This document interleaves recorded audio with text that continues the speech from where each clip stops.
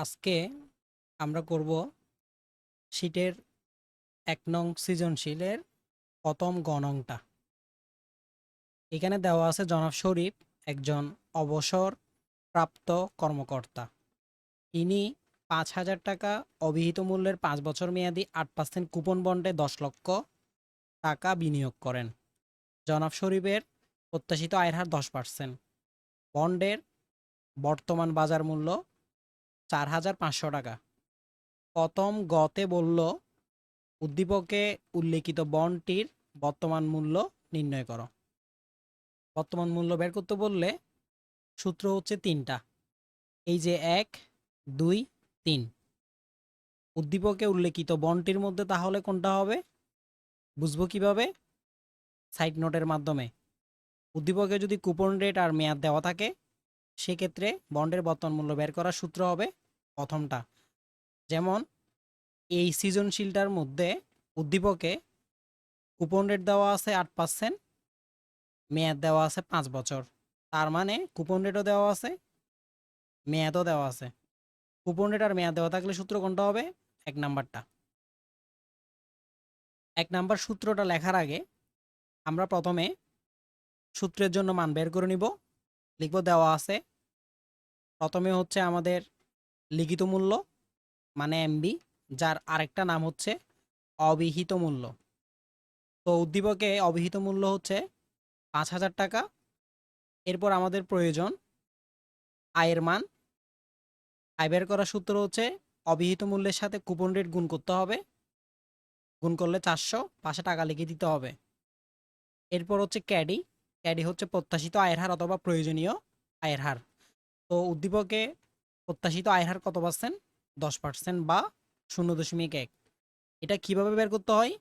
১০কে percent দিয়ে ভাগ করে, মানে ১০কে ১০০ দিয়ে ভাগ করে। এরপর হচ্ছে আমাদের এন। এন মানে সময় বা মেয়াদ। উদ্দীপকের সময় বা মেয়াদ হচ্ছে ৫ বছর। আমাদের সবগুলো মান বের করা শেষ। আমরা এরপর সূত্র লিখব। আমরা জানি বন্ডের বর্তমান মূল্য বিবি is equal to interest into 1 minus 1/1 plus ক্যাডি Hollen ভাগের ক্যাডি প্লাস এম বিভাগের 1 প্লাস ক্যাডি হোলেন। আমাদের ইন্টারেস্ট হচ্ছে ৪০০। একের জায়গায় ১ থাকবে, বিয়োগের জায়গায় বিয়োগ থাকবে, একের জায়গায় ১ থাকবে, একের জায়গায় ১ থাকবে, যোগের জায়গায় যোগ থাকবে। ক্যাডি হচ্ছে আমাদের ০.১, এন হচ্ছে আমাদের ৫, নিচেও ক্যাডি হচ্ছে ০.১।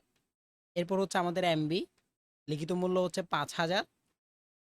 এরপর একের জায়গায় ১ থাকবে, যোগের জায়গায় যোগ, ক্যারি হচ্ছে আমাদের ০.১। এরপরে ৪০০ আবার সেম টু সেম থাকবে, ইন্টু একের জায়গায় ১ থাকবে, বিয়োগের জায়গায় বিয়োগ থাকবে, একের জায়গায় ১ থাকবে, নিচে আমরা যোগ করলে ১.১ পাওয়ার ৫, নিচের ০.১ নিচে থাকবে। এরপর যোগের জায়গায় যোগ, ৫,০০০-এর জায়গায় ৫,০০০ থাকবে, নিচে যদি আমরা যোগ করি ১.১ পাওয়ার ৫। এরপর ৪০০-র জায়গায় ৪০০ থাকবে, আবার গুণ। এরপর এখানে একের জায়গায় ১ থাকবে, বিয়োগের জায়গায় বিয়োগ, একের জায়গায় ১ থাকবে। আমরা যদি ক্যালকুলেটরে ১.১ পাওয়ার ৫ করি তাহলে ক্যালকুলেটরে আসবে ১.৬১০৫১। নিচের ০.১ নিচে থাকবে। এরপর যোগের জায়গায় যোগ, ৫,০০০-এর জায়গায় ৫,০০০ থাকবে, ১.১ পাওয়ার ৫ করলে ১.৬১০৫১। এরপর ৪০০-র জায়গায় ৪০০ থাকবে, গুণের জায়গায় গুণ থাকবে, একের জায়গায় ১ থাকবে, বিয়োগের জায়গায় বিয়োগ থাকবে। আমরা ক্যালকুলেটরে ১কে ১.৬১০৫১ দিয়ে যদি ভাগ করি ক্যালকুলেটরে যা আসবে সম্পূর্ণটা লিখে দিব। এরপর নিচে যা আছে তা সেম টু সেম থাকবে। এরপর যোগের জায়গায় যোগ। ক্যালকুলেটরে ৫,০০০-কে আমরা ১.৬১০৫১ দিয়ে ভাগ করব। ভাগ করলে আসবে ৩,১০৪.৬০৬৬১৫। সম্পূর্ণটা আমরা লিখে দিব।